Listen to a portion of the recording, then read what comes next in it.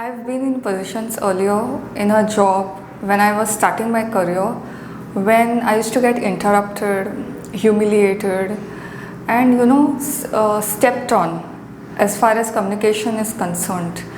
And I always used to wonder why. It was excruciatingly humiliating. It was depressing. It put me in a state of self doubt, in a state where I used to constantly doubt myself. It can be very frustrating and painful when people don't respect you, when people step on you, humiliate you, target you. You just don't seem to matter to others. But realize one thing, no matter where you start, you are capable of getting respect from others, and it just takes few steps in the right direction. So that is what we are going to discuss today. Whenever people don't respect us, whenever people are misbehaving, the first instinct is to get the shadow on them. There is one quote which I came across. People don't respect you how you want yourself to be respected. People treat you the way you treat yourself, showing that you respect yourself, okay, and this takes little bit of awareness, meditation, and these kinds of healings. No matter where you are, once you start on the path, you will be able to see the changes for yourself. Others will also perceive you to be more confident and somebody who carries her or himself well. We often speak about ourselves in a very depreciating manner, but we are not allowed to speak about our own self. But that should not be true. You should be comfortable to speak about yourself as well as good of others. Secondly, respect others' boundaries. Respect comes two ways. When I was doing my masters, I had this professor who used to go around mocking others, making fun of students without any provocation from students. Needless to say, she didn't have any respect. People used to speak about her behind her back, used to pass weird comments. So if you don't respect others' boundaries, then you cannot expect others to do the same to you. Simply picking on others, mocking at others, violating others' boundaries is not cool, and this should be stopped. Others don't owe you anything, and so do you. There's a lot of talk on the internet about personal branding, and there are courses on Coursera, there are courses on different other platforms about personal branding, how to control how others perceive you. And the underlying belief is this: whatever you say, behave, and do with respect to actions is the basis of your personal brand. You are leaving an impression on others whether you want it or you don't want it. When you are aware of this thing, then even when you leave such kinds of impression, you should not be surprised that you are leaving negative impressions. Having that sense of awareness that whatever I do is being perceived as my personal brand is important, and that will shape the way you communicate and the way you speak to others. If you are someone who feels that others don't respect you, it is quite possible that you may be feeling that you have no voice.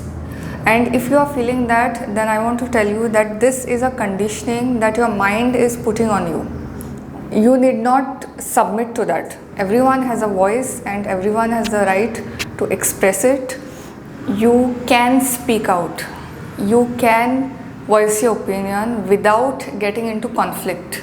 Many of the times what we feel is that if we speak, it will lead to conflict, and that need not be true.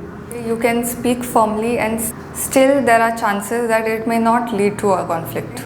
And even if it leads, if you have the voice, you will be able to manage it. These things are very subconscious and subtle, but it affects how you show up in public, how you show up with respect to communication with others. How do you speak about yourself? What kind of thoughts are running in your mind? I'm not a very big fan of mathematics subject, so I always used to feel that I'm not good with numbers, I'm not good with these kinds of calculations. But then if I start writing down with a pen and paper and do it very systematically, I had no issue coming to the conclusion. Identity that we create for ourselves, the thoughts that we repeat, that I'm not good enough, I'm not good with numbers, I'm not good at this particular skill. So this is a reality that you are already shaping in your mind.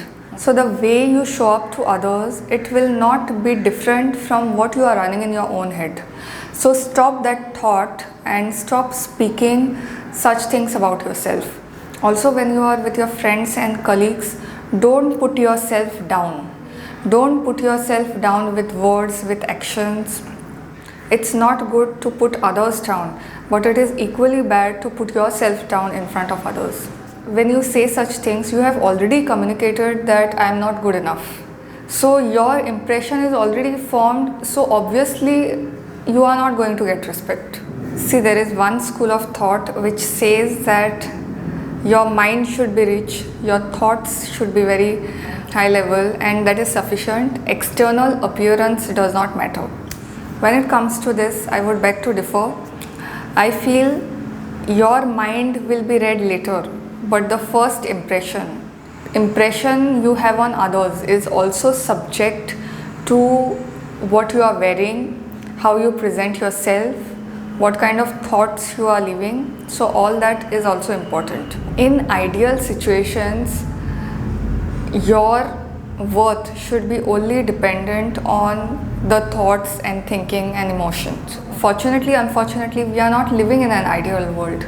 So there are a lot of components which play a key role in what kind of impression you leave on others, and it will facilitate whether you will get respect or not. Self-presentation always does not necessarily mean having branded clothes, wearing a good quality makeup, no, but sticking to basics, whether it be a good haircut, dressing appropriately based on situation, grooming habits that you have, staying in shape. Okay, these things matter and they affect and influence your view on others. We often link our mistakes to our self-worth esteem, okay, and these things tie together. But separating this is so important, because otherwise whatever mistake you do, it will come on your self-worth and it will make you lower your performance. I am also guilty of doing this in the past, where anybody used to say anything, it used to come as a rejection on my own self-worth. And these two things are completely apart. But because of our past experiences and whatever we have learned from society, these things have got tied together. So owning up your mistakes and accepting that you are capable of achieving and also you are capable of doing mistakes. Standing up for your own opinions and beliefs, even if the outcome is not in your favor. And this will differentiate you from others. All of these things that we have discussed so far are related to your mind management. But even after doing this, how do you stop people from disrespecting? With respect to communication with others, if you are speaking something and somebody interrupts, then you might want to interrupt that person and tell that this is what I was saying, let me finish this, please let me complete this, let me finish the sentence, and something like that, so that the person realizes. There are two situations. One, the person who is interrupting you does not realize that he is interrupting you, and sometimes they do it on purpose in order to target you. Okay, in both these situations, standing up for yourself and speaking out can really help. Also, I see many people over apologizing. Okay, if it is a grave mistake or mistake that you really need to work upon, then it is a different story. But small things, stop apologizing for that. If you are capable of achieving, then you are capable also of doing mistakes. Over apologizing is a sign that you are submissive. Certain people who have the habit of targeting others will use this weakness and try to target you. You need not apologize and feel bad for stating your opinion, for agreeing or for disagreeing with anyone. You are not answerable to anyone, even if it is a corporate job setting. Sometimes you do it out of habit. We are so conditioned that anything happens, mistake is ours only. Anything goes wrong, we put the blame first on ourselves mentally and then on others. The only way to stop this is to realize and be aware of when you are saying sorry and when you are saying thank you. And don't do it with people who don't deserve such kind of manners. Don't get stuck sorrying your way through life. Getting respect from others boils down to how you respect yourself and how firmly you stand for your beliefs and being less critical about yourself. So these are some of the things that I thought would help you because these have helped me in the past. If you are struggling with getting respect from others, then tell me in the comments any such incident which has triggered you and has left you feel humiliated. This will help put things in perspective and start a discussion.